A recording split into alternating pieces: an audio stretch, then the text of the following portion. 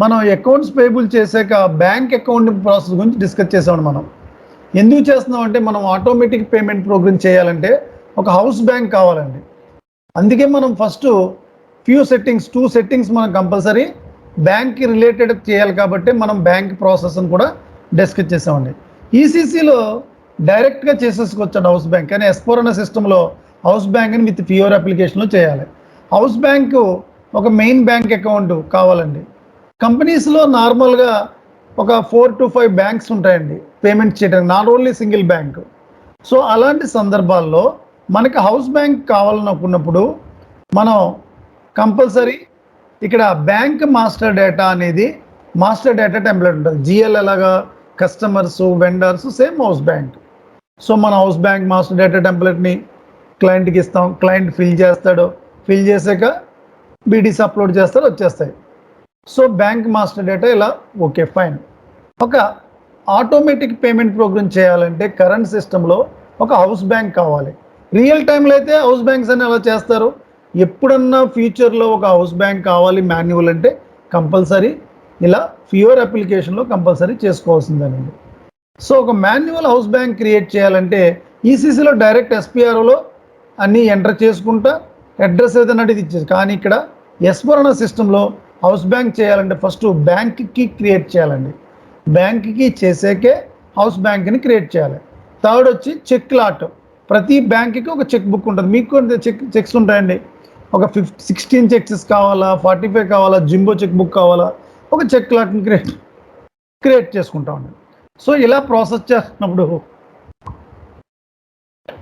ఇక్కడ BRS bank reconciliation related topic బ్యాంకింగ్లోకి వచ్చినప్పుడు నేను బిజినెస్ బ్లూ ప్రింట్ ఇవన్నీ ప్రిపేర్ చేస్తాను. ఫస్ట్ మన కన్ఫిగరేషన్లో ఒక బ్యాంక్ అకౌంట్ ఒక హౌస్ బ్యాంక్ చేయాలంటే ఒక బ్యాంక్కి ఒక హౌస్ బ్యాంక్ చేస్తానండి. ఇప్పుడు చేసేటప్పుడు ఆటోమేటిక్ పేమెంట్ ప్రోగ్రామ్ గురించి నేను మాట్లాడతాను.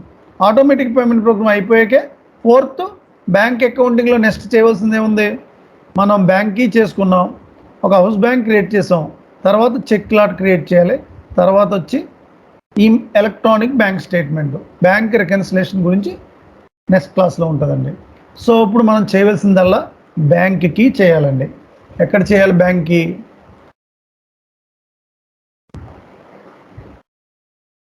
సో గో టు ఇక్కడ ఈజీ యాక్సెస్లో చేస్తాం మనం.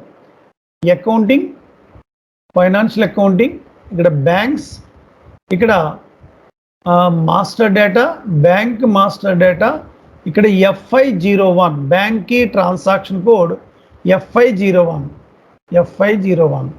సో ఇది బ్యాంక్ అకౌంటింగ్ తీసేస్తాను. ఇది ఇక్కడ ఇంకొక స్క్రీన్ ఇది ఓపెన్ చేస్తున్నానండి. కన్ఫిగరేషన్లో ఇంకొక స్క్రీన్ ఓపెన్ చేస్తున్నాను, ఇంకొక షీట్ అండి. Rename bank accounting.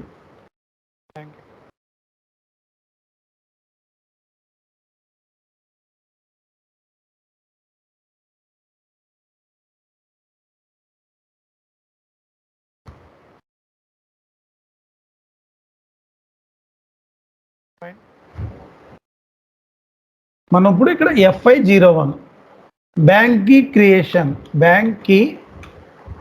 Creation transaction code FI01 బ్యాంక్కి creation transaction code FI01 okay. So double click. మీరు ఇండియా అయితే ఇండియా చేసుకోండి, సింగపూర్ అయితే సింగపూర్, కంట్రీ ఇండియా. బ్యాంక్ ఇస్తున్నానండి. మేబీ ఒక బ్యాంక్ చేస్తున్నాం మనం అప్రాక్సిమేట్లీ ఐసిఐసిఐ బ్యాంక్కి 9 డిజిట్స్ ఉండాలండి. 9 డిజిట్స్లో maybe 4 7s 4 8s 9 okay. 9 digits compulsory ఉండాలండి. సో ఎంటర్ చేస్తున్నానండి. ఆల్రెడీ ఎగ్జిస్ట్ అని చెబుతుంది. సపోజ్ నేను 9,000 8,001 చేస్తున్నాను. 9448 ఎంటర్ అండి. ఇక్కడ ఐసిఐసిఐ బ్యాంక్ రీజన్ వచ్చి తెలంగాణ, టీజీ లాస్ట్లో ఉంటుందంటే తెలంగాణ. స్ట్రీట్ నేమ్ వచ్చి అమీర్పేట్ స్ట్రీట్, సిటీ హైదరాబాద్. మీరు ఎట్లా కావాలంటే అలా తీసుకోవచ్చు. Ameerpet branch. Fine. Swift code ఉంటే స్విఫ్ట్ కోడ్ ఎంటర్ చేసుకోవచ్చు. 4 digits ఉండాలి. మేబీ మన క్లయింట్ వచ్చి పానాసోనిక్ కదండి, P123 స్విఫ్ట్ కోడ్ ఇస్తున్నాను. బ్యాంక్ గ్రూప్ వచ్చి మేబీ ఐసిఐసిఐ గ్రూప్, ఐసే. సో బ్యాంక్కి క్రియేట్ అని చూడండి, 9,000, 8,001. బ్యాంక్కి has been master. Transport request number create అవ్వలేదు ఏంటండి?